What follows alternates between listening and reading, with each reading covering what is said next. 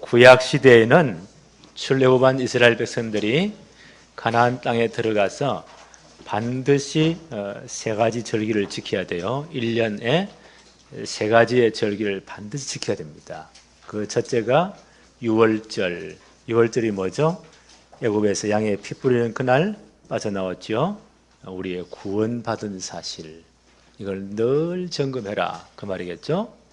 또 유월절 이후에 7주가 지나서 그때 이제 보리 추수를 해요.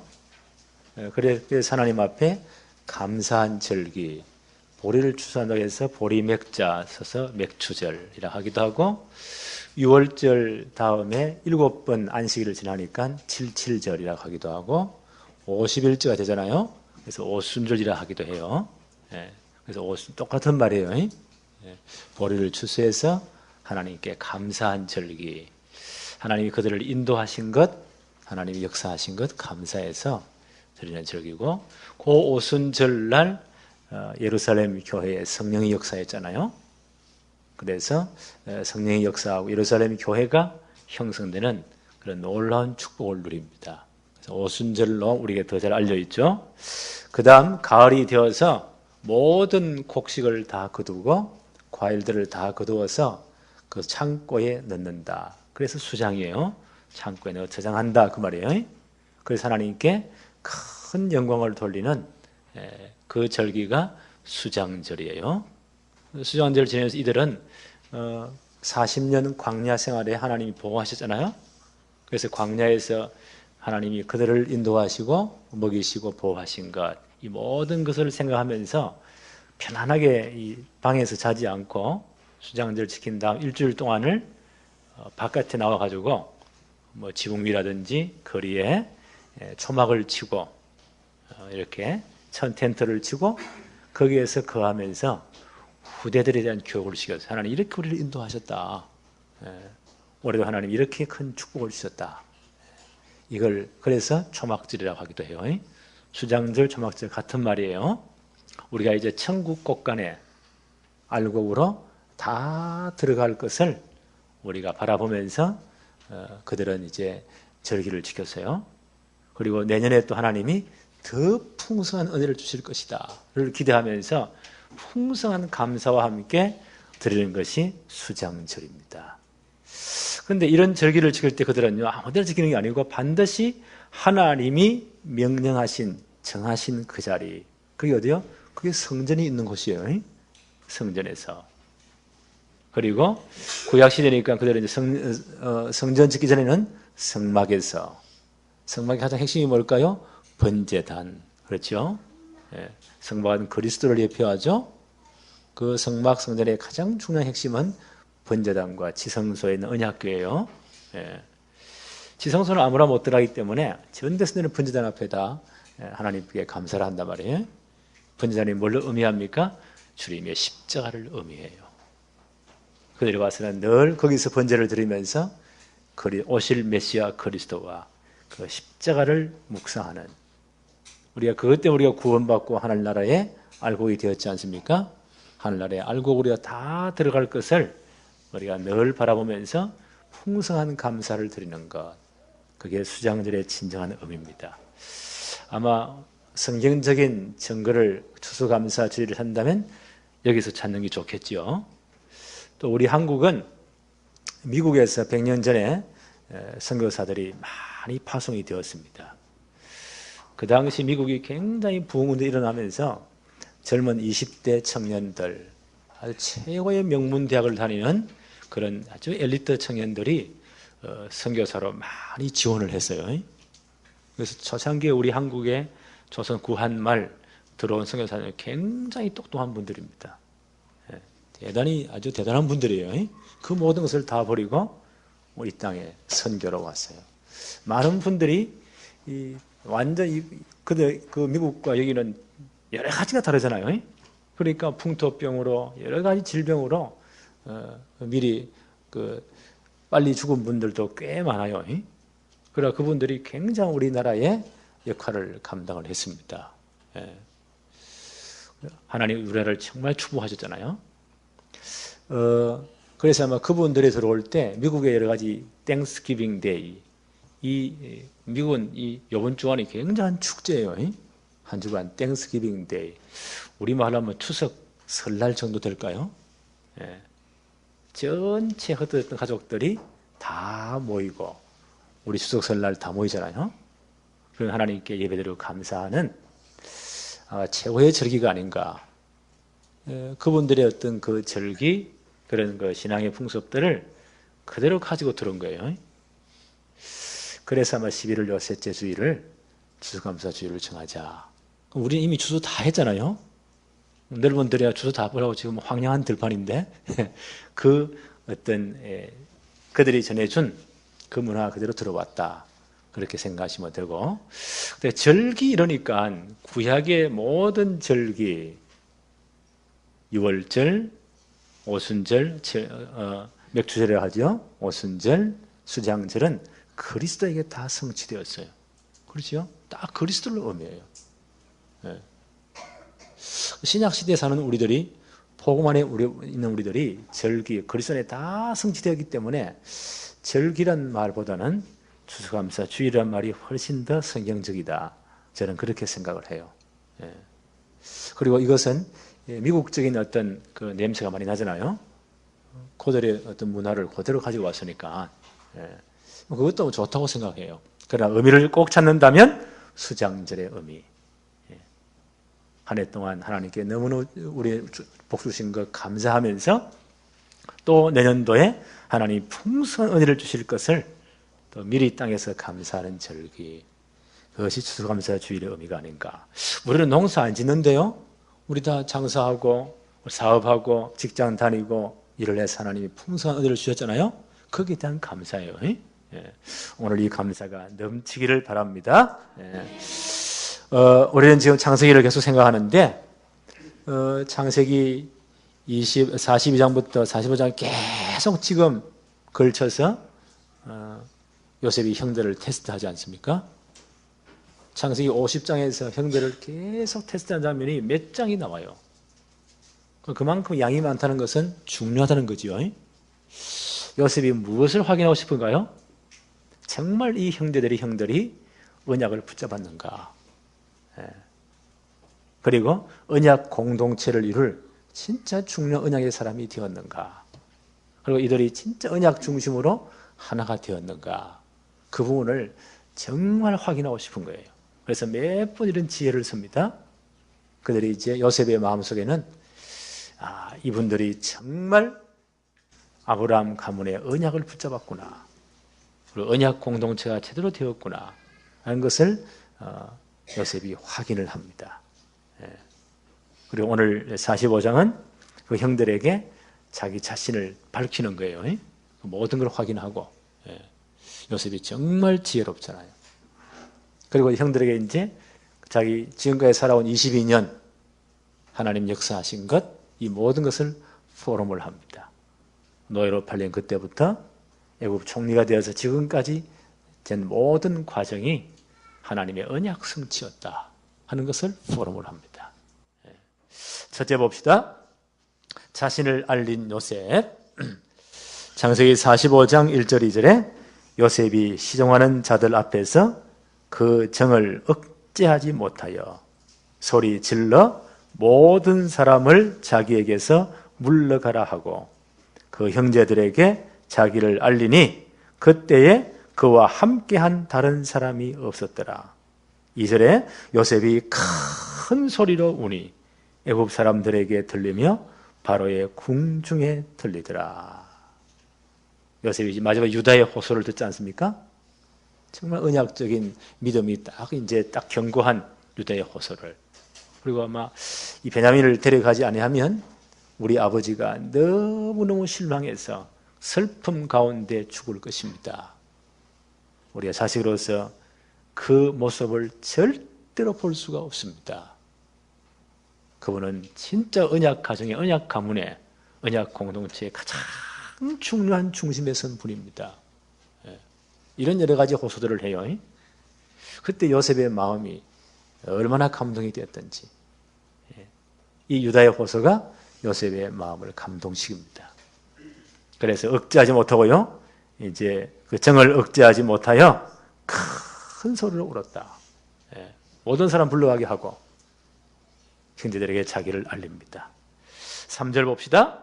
요셉이 그 형들에게 이르되 나는 요셉이라 내 아버지께서 아직 살아 계시니까. 형들이 그 앞에서 놀라서 대답을 못했더라. 그 형들의 자기를 알리면서 내가 바로 요셉입니다. 22년 전에 당신들이 팔아먹었던, 죽은 줄 알았던 바로 그 요셉입니다. 형들이 여러 번 테스트하면서 아버지 살아계시는 분명히 알았잖아요. 그런데 제일 먼저 이 양반이 한 말이 뭡니까? 내 아버지께서 아직 살아 계시니까. 제일 먼저 아버지를 물었어요. 그럼 요셉의 마음속에 가장 궁금한 게 뭐였을까요? 우리 아버지 아직 살아계실까? 어떤 모습일까? 우리는 창세기 37장 사건을 잘 기억하지요. 요셉이 2번 꿈을 꾸고 형들에게 그 이야기 하지 않습니까?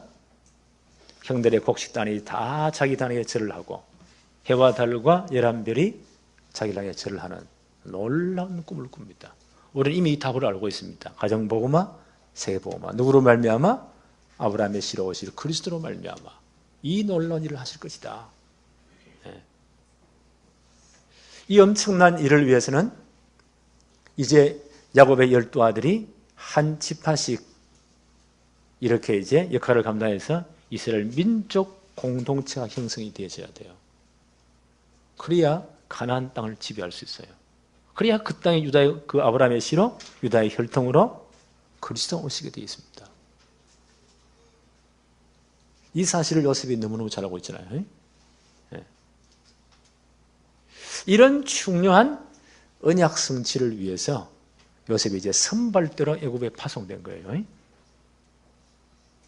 그런데 이 놀라운 과거로 돌아와 22년 전을 돌아가서 요셉이 이 꿈 이야기를 할 때 형들은 전혀 여기에 관심이 없으니까, 언약에 관심이 없으니까, 그러면 네가 나의 왕이, 우리 왕이 된단 말이냐? 어찌 형들이 내 앞에 가서 절을 해야 되느냐? 이게 지금 완전 아이가 보니까 이게 교만하구나 말이지. 이게 완전 미쳤구나. 저 꿈쟁이 저 새끼 저거 죽여버리자. 이렇게 말했잖아요. 그런데 아버지 요셉은 좀 달라요. 이분은 기도하는 분이었잖아요. 그 말을 처음 들을 때는 화를 냈지만 어떻게 했다고요? 창세기 37장 11절에 보니까 그 형들은 시기하되 그의 아버지는 그의 말을 간직해 두었더라. 무슨 말일까요? 마음에 두었더라. 이분이 정말 기도하는 분이잖아요. 야곱은 보니까 나이가 들면 들수록요 신앙이 계속 연그러져요. 마음에 뒀다는 어떤 말일까요? 늘 기도했더라. 아마 이 모습이 요셉의 마음에 그 아버지의 모습이 각인된 것 같아요. 어릴 때 계속 봤잖아요. 그 아버지로부터 언약을 계속 들었잖아요. 자기의 이 엄청난 꿈을 이야기할 때 형들은 다 시기했지만, 죽인다고 했지만 아버지는 그것을 마음에 품고 이걸 늘 기도했다. 요셉에게 각인된 아버지의 모습입니다. 그래서 보세요. 20년의 그 엄청난 세월 동안에 당한 모든 것, 할 말이 얼마나 많겠어요. 네. 자기를 밝히면서 제일 먼저 한 말입니다. 내 아버지가 아직 살아 계시니까. 기도하는 그 아버지. 네. 진짜 언약 공동체의 수장으로서요. 앞으로 이스라엘 민족 공동체를 형성해야 될 가장 중요한 역할을 해야 될 분이잖아요. 그 기도하는 분이 아직 살아 건강하십니까? 저는 이걸 가만히 묵상하면서 우리 자식들이 아버지를 나를 어떻게 기억해 줄까? 부모된 여러분 정말 한번 물어봅시다. 여러분의 자녀들이, 여러분의 아들, 딸들이 여러분을 평생 어떻게 기억할까요? 우리 어머니, 아버지 딱 첫마디 딱 나올 때 기도하는 분, 정말 언약의 사람, 복음의 사람, 그분의 기도 때문에, 그분의 이 헌신 때문에 오늘 우리가 여기에 있구나. 이렇게 기억되어야 되지 않겠어요? 우리 아버지 진짜 골 때리는 사람이다. 평생 애감이고 사고만 치고. 우리 아버지가 그랬어요. 마지막에 죽기 전에 회개하고 돌아가셨는데, 우리 형제들의 마음속에 아버지라면요, 야, 평생 골 때렸다.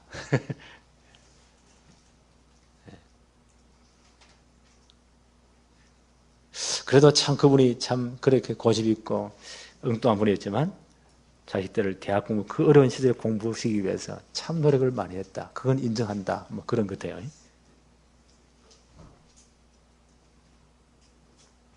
오늘 부모된 여러분, 우리 어떻게 기억돼야 되겠습니까?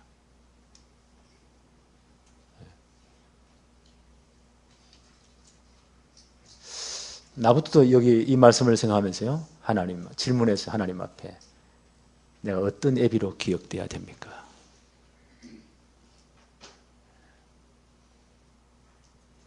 오늘 많이 생각하며 기도하십시다. 또 자녀된 여러분들, 우리 부모님들이 어떻게 기도해야 될까요? 진짜 언약을 깨달은 기도의 사람으로, 그들의 기도와 헌신 때문에 정말 자손만대의 복을 받는 축복을 누리도록 우리가 기도해야 되겠죠. 예. 이사야서 62장 6절로 7절에 예루살렘이여, 내가 너의 성벽 위에 파수꾼을 세우고 그들로 하여금 주야로 계속 잠잠하지 않게 하였느니라. 너희 여호와로 기억하시게 하는 자들아, 너희는 쉬지 말며 또 여호와께서 예루살렘을 세워 세상에서 찬송을 받게 하기까지 그로 쉬지 못하시게 해라. 저는 기도에 대한 많은 표현들이 있지만 이사야 62장 6절 7절이 기도를 제일 잘 표현한 것이 아닌가, 그렇게 생각을 해요.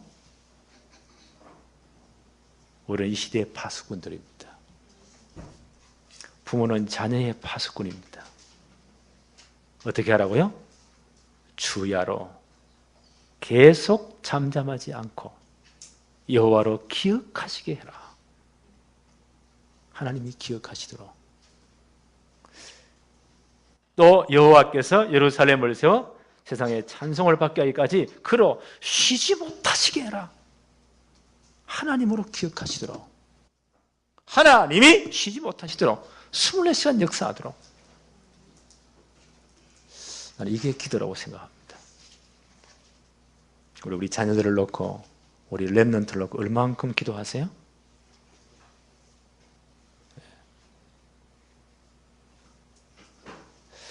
오늘 이 축복이 진짜 회복되어지기를 바랍니다.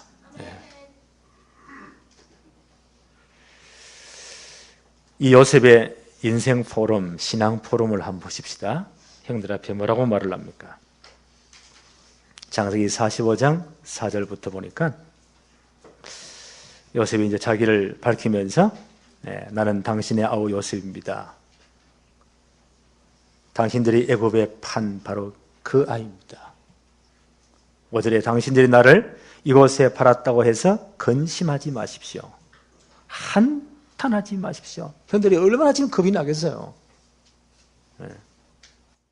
하나님이 생명을 구원하시려고 나를 당신들보다 먼저 보내셨습니다. 지금 흉년이 5년째 되지만, 아직까지 2년째 되지만 아직 5년이 남았습니다. 7절에는 하나님이 큰 구원으로 당신들의 생명을 보존하고 당신들의 후손을 세상에 두시려고 나를 당신들보다 먼저 보내셨습니다. 자, 기가 막힌 말 아니요? 8절에는 그러므로 나를 이리로 보낸 이는 당신들이 아니요 형들이 파놨잖아요. 근데 이번에 해석이 달라요. 당신들이 아닙니다. 하나님이십니다. 하나님이 나를 바로에게 아버지로 삼으시고 온 집의 주로 삼으셨으니 애굽 온 땅의 통치자로 삼았습니다. 네. 여러분 이 요셉의 이 포럼을 한번 자세히 묵상해 보세요. 요셉의 평생 자기 마음속에 영혼 속에 각인 뿌리 체질화된 언약적인 신앙 고백입니다. 이 고백 가운데 키워드 가장 중요한 말을 골라볼까요? 하나님, 생명, 큰 구원, 후손들을 땅에 두시려고, 세상에 두시려고. 이건 하나님의 구원 계획을 요약한 신앙 고백입니다. 그렇죠? 창세기 3장 15절 여자의 후손으로 메시아 그리스도를 보내겠다. 이 중요한 일을 위해서 아브라함 부르셨잖아요. 아브라함이 계속 확인하는 언약입니다. 심지어 창세기 22장에는요 네 아들을 한번 드려. 진짜 언약 믿느냐? 언약을 생명같이 붙잡았느냐? 네 아들을 한번 드려봐라. 그 생명근 테스트, 생명을 담보한 테스트예요. 크게 아브라함이 통과하잖아요. 그때 창세기 22장 18절에 하신 언약입니다. 다시 언약을 다시 확인했죠. 내 씨로 말미암아 천하 만민이 복을 받으리니 이는 내가 나의 말을 준행하였음이니라. 이삭도 그때 같이 들었잖아요. 그 이삭에 또 한 번 더 언약을 약속하십니다.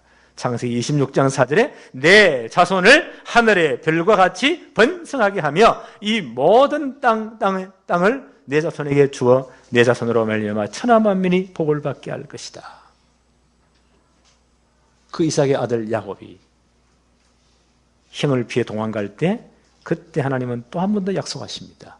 창세기 28장 14절에 내 자손이 땅에 티끌같이 되어 내가 서쪽과 동쪽과 북쪽과 남쪽으로 퍼져나갈지며 땅의 모든 족속이 너와 내 자손으로 말미암아 복을 받으리라. 이 아브라함에부터 계속 내려온 이 언약의 흐름, 요셉이 어릴 때부터 아버지에게 계속 들었잖아요. 그 언약이 요셉에 각인된 거예요. 지금까지 모든 삶은 언약 성취의 과정이었습니다. 그래서 당신들이 나를 판 것이 아닙니다. 하나님이 이 언약을 성취하기 위해서 선발대로 나를 먼저 앞서 보내었습니다. 이 흉년에다 굶어 죽으면 안 되니까 당신들의 후손을 이 땅에 두시려. 그래야 메시아 계보 이어지니까. 이건 하나님이 하신 것입니다. 왜요? 가정보험화 세봉을 놓고. 이게 창세기 37장 1절로 11절 요셉에 대한 꿈이 놀라운 꿈이죠. 꿈으로 주신 비전에 대한 성취입니다. 그걸 잡고 요셉이 진짜 기도했잖아요. 하나님 이렇게 응답하셨습니다. 여기에 대한 포럼이에요. 그렇죠? 창세기 45장 9절부터 한번 볼까요? 당신들은 속히 아버지께로 올라가서 모든 걸 아뢰십시오. 그리고 지체 말고 애굽으로 나에게로 내려오라고 하십시오. 10절에는 보니까 아버지의 아들들과 아버지의 손자들과 아버지의 양과 소와 모든 소유가 고센 땅에 머물며 나와 가깝게 하십시오. 11절에 흉년이 아직 5해가 있으니 거기서 내가 아버지와 모든 가족들을 봉양하겠습니다. 왜 그렇게 해야 됩니까? 이스라엘 백성들이 이제는요 야곱의 70명 가족이 애굽으로 이민 와야 돼요. 그래야 거기서요 이스라엘 민족이 형성돼야 되기 때문입니다. 아마 이 놀라운 계획을 요셉이 미리 알아차린 것 같아요. 그래서 이민 초청을 합니다. 세 번째 한번 볼까요? 포럼의 내용. 5절을 다시 한번 더 볼까요? 당신들이 나를 이곳에 팔았다고 해서 근심하지 마십시오. 한탄하지 마십시오. 형들이 지금 얼마나 겁이 나겠어요. 이제 꼼짝없이 걸렸잖아요. 예. 죽은 줄 알았는데 이렇게 살아있어서 애굽의 최고의 총리가 되어 있으니까 하나님이 생명을 구원하시려고 나를 당신들보다 먼저 보내셨습니다. 11절에는요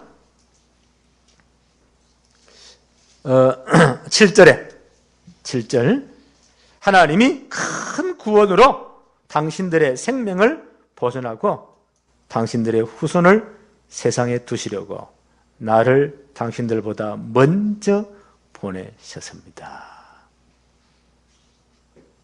포럼의 가장 중요한 핵심입니다. 요셉을 언약 성취를 위한 선발대로 하나님이 파송했다는 거예요. 그렇죠? 그래 이스라엘 민족이 형성되고 그 애굽에서요 민족이 형성되어서 이제 가나안을 정복해야 되니까 그 당시 가나안은 전부 다 죄악으로 물들어 있잖아요. 거기 야곱 가족을 놔두면 전부 다 물들어 버려요. 하나님 언약 성취가 안 돼요. 애굽으로 끌고 와야 돼요. 왜 노예로 만들어야 돼요? 그들과 섞이지 않기 위해서. 그래야 빨리 번성을 하니까 번성하니까 이 모든 일을 위해서 나를 먼저 보내었습니다. 제일 빠른 방법이 노예로 팔아버린 거예요. 그럼 가장 빠르잖아요. 요셉을 발탁하기 위한 가장 빠른 하나님의 방법이 감옥 넣는 겁니다. 제일 빨리. 그래서 로마서 8장 28절 우리가 알거니와 하나님을 사랑하는 자 곧 그 뜻대로 부르심을 입은 자들에게는 모든 것이 합력하여 선을 이루느니라. 우리 하나님의 백성이 맞습니까? 네. 모든 일을 하나님은 합력해서 하나님의 계획을 이루어버립니다. 그 과정에 불과한 거예요. 네. 요 믿음 여기까지 정말 우리의 믿음이 자라기를 바랍니다. 그래서 우리는 모든 일에 뭘 발견해야 돼요? 빌립보 1장 10절에 너희로 지극히 선한 것을 분별하며 또 진실하여 허물 없이 그리스도의 날까지 이르기를 바란다. 하나님의 지극히 선한 것, 하나님의 계획, 그거 찾아내야 돼요. 문제와 사건 속에서. 그렇죠? 우리는 언약의 백성들이에요. 우리는 렘넌트 성공 시대를 정말 이루어내야 될 중요한 이 시대의 언약의 사람들입니다. 그렇다면요, 모든 사건, 모든 일, 합력하여 하나님의 계획을 이룹니다. 거기서 뭘 찾아야 돼요? 하나님의 최고의 계획, 지극히 선한 것을 분별해라.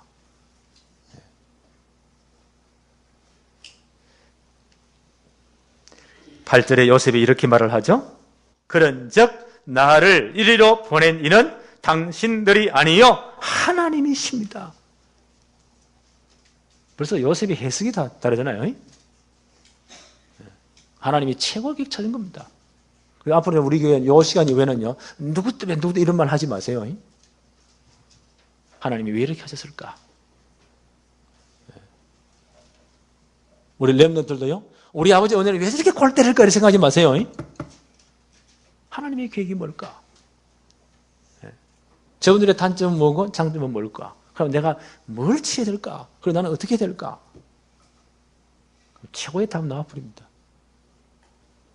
원망하도 부모님이 바뀌느냐? 절대 안 바뀝니다. 제가 어릴 때부터 한 20대, 30대까지요 우리 아버지가 너무 골 때리기 때문에 우리 아버지는 왜 저럴까? 암만 뒤에서요 군지랑대고 욕하고요 불평해도 죽을 때까지 예수 믿고 회개할 때까지 안 바뀌었어요.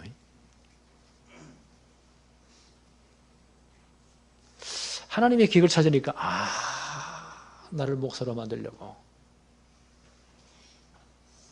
제 양반을 강팍하게 만들었어. 신학교를 갈 수밖에 없도록 하나님은 몰아세웠구나. 하여튼 우리 아버지는 굉장히 별났습니다. 내가 예수 믿는다고 교회 불지른다고 서기통 들어 띄워지를 않나. 하여튼 대단한 분이죠. 저런 가문에 없놈이 나가지고 가문도 별로 안 좋은 가문인데 이 가문을 먹칠시킨다고? 네 죽고 나 죽자고 칼 들고 쫓아오고 나는 도망가고 하여튼 이런 양반이었습니다. 상상이 가십니까? 지금 와서 생각해 보니까 그래서 나를 신앙을 연단시켰구나. 그렇지 않으면 목사가 되겠어요?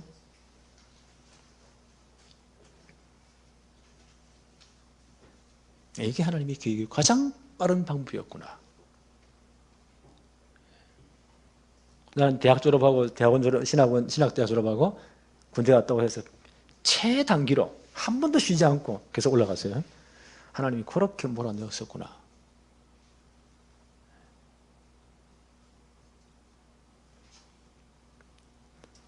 창세기 45장 8절 다시 한번 볼까요? 그런즉 나를 이리로 보내신 이는 당신들이 아니요 하나님이십니다.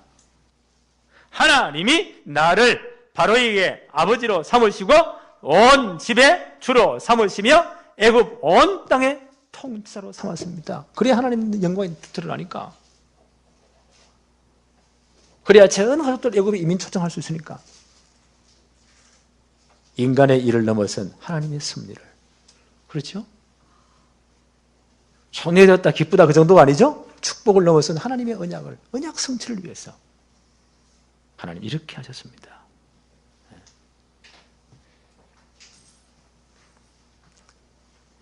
그리고 그들을 애굽에 이민 초청하죠. 다 모시고 오십시오. 계속 읽어보면 바로왕에게 이 모든 보고를 하죠. 바로왕이 너무 기뻐서 전부 다 모시고 오느라 내가 제일 좋은 땅을 두겠다. 확증을 받잖아요. 이렇게 그들이 이민 초청해서 오는 것은요, 이미 아브라함 때에 하나님이 말씀하신 거예요. 우연히 된 게 아니고 하나님의 섭리 속에 지금 일이 진행되는 거예요. 창세기 15장 13절 14절 여호와께서 아브라함에 이르시되 너는 반드시 알라 내 자손이 이방의 객이 되어 그들을 섬기겠고 그들은 400년 동안 내 자손을 괴롭히리니 그들이 섬기는 나라를 내가 징벌할지며 그 후에 내 자손이 큰 재물을 이끌고 나오리라. 창세기 15장 하나님이 아브라함과 횃불 언약을 맺으실 때 기억하시죠? 네. 그때 말씀하십니다. 내 자손이 이방의 객이 되어 그들을 섬기겠고 몇 년 동안요? 400년 동안. 그 후에 그 나라를 내가 징벌할 것이다. 네 자손이 큰 재물을 이끌고 나올 것이다. 이미 아브라함의 약속하신 언약하신 것입니다. 창세기 15장 16절 18절에 내 자손이 4대 만에 이 땅으로 돌아올 것이다. 그 말씀하시면서요, 하나님이 타는 횃불로 임해서 쪼갠 고기사를 지나면서 언약이 성취되죠. 그 언약을 맺은 의미가 뭘까요? 반드시 언약을 이루겠다는 거예요. 그게 피언약이에요. 언약을 지키지 않으면 그 언약 당사자는 다 죽어야 돼요. 하나님은 나를 쪼개라는 겁니다. 내가 이 언약을 반드시 지킬 것이다. 왜 이렇게 돼야 됩니까? 애굽 땅에서 이스라엘 민족이 형성돼야 돼요. 가나안 땅에 놔두면 그 죄악 문화에 전부 다 흡수되어 버려요. 거기 물들어 버려요. 하나님의 언약이 성취되지 않아요. 그래서 이 민족을 형성해서 애굽이라는 곳에 집어넣어 가지고는요, 400년 그들을 섬길 것이다. 그들이 언약성대로 괴롭힐 것이다. 노예로 만든다는 거죠. 그래야만이 절대 애굽과 섞이지 않습니다. 고통을 받으면요, 번식력이 굉장히 빨라져요. 지난번에 말씀드렸잖아요. 어렵고 힘들고 고통을 당할 때, 정말 가난할 때, 어려울 때 자식들이 만섭니까? 배부르고 잘 살고 아무 염려 없을 때 그런 가정의 자녀들이 많습니까? 그건 뻔한 거요. 어른들 기억하시잖아요. 우리 어릴 때 아이들 몇 명이었습니까?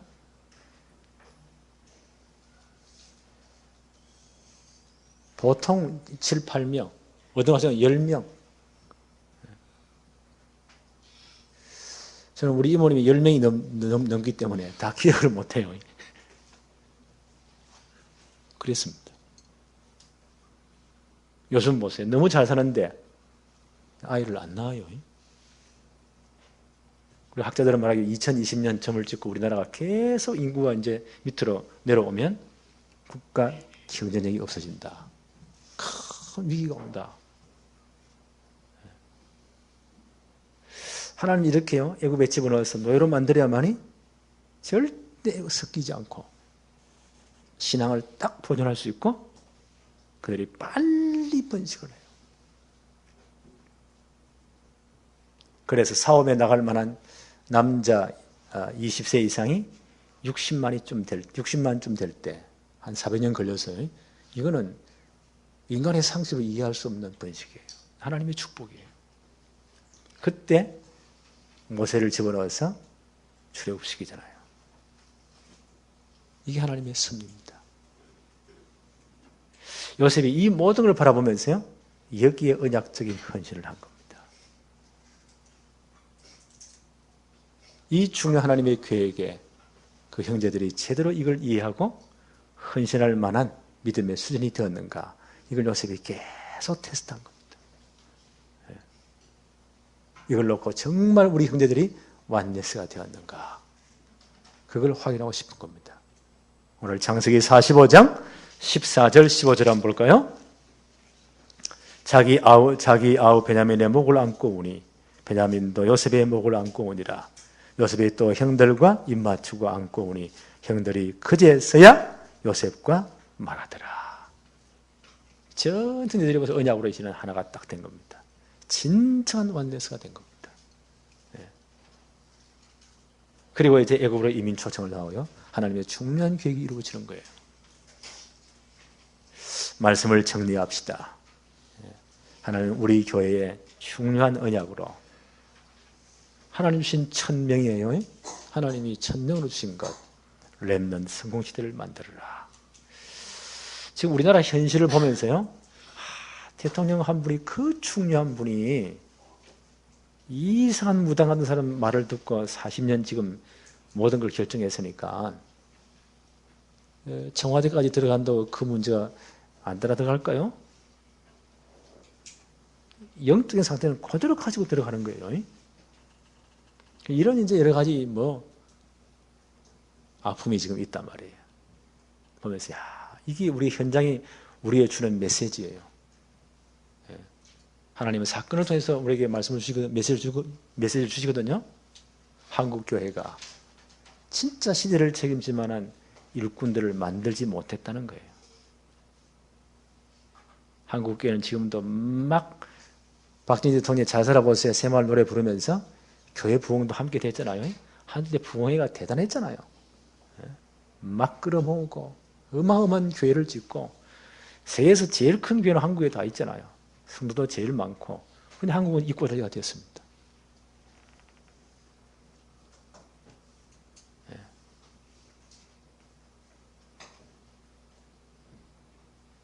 건물 자랑하고 숫자 자랑하고. 근데 한국이 왜 이럴까요? 어느 책에 보니까요. 한국교회를 비꼬는 말이죠. 하나님은 건설회사 회장님이 아니십니다. 한국교회를 비꼬는 거잖아요. 돈 빌려 건물 지어가지고 그 건물값을 받는다고 진짜를 못한 거예요. 나는 그 모습 뜨끔하더라고요. 그래서 나이 연세 많은 목사님이 글을 쓴 건데 하나님은 건설회사 사장님이 아니십니다.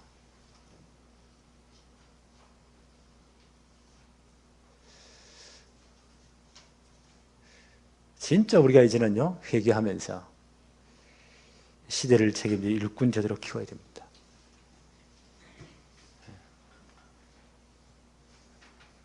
우리가 계속 지금 나오는 메시지가 뭐죠? 정말 복음으로 각인을 바꾸고 뿌리까지 바꾸고 우리 모든 체질을 바꾸어서 진정한 복음의 사람, 실력 있는 사람 일꾼을 길러내어서 시대를 바꾸고 역사를 바꾸자는 거예요. 하나님 우리나라 민족을 정말 이제 마지막 시대에 서시도록 이 준비하자는 겁니다. 저는 이걸 우리 교회에 하나님이 주신 최고의 명령이다, 천명으로 붙잡았어요. 이 하나님의 계획을 우리는 딱 붙잡고 이제 전 성도가 완내서가 딱 돼야 돼요. 오늘 이런 축복들이 이번 한 주간 동안 정말로 누려지기를 바랍니다. 하나님 아버지, 너무너무 감사합니다. 올 한 해 동안도 우리를 지키시고 보호하시며 우리를 영적으로 풍성하게 하시고 또 육신적으로도 하나님이 풍성하게 하심을 감사합니다. 오늘 추수감사 주일을 맞으면서 하나님 주신 축복을 다시 한번 확인하고 또 2017년도에는 더 큰 하나님의 은혜를, 하나님의 축복을 바라보게 하옵소서.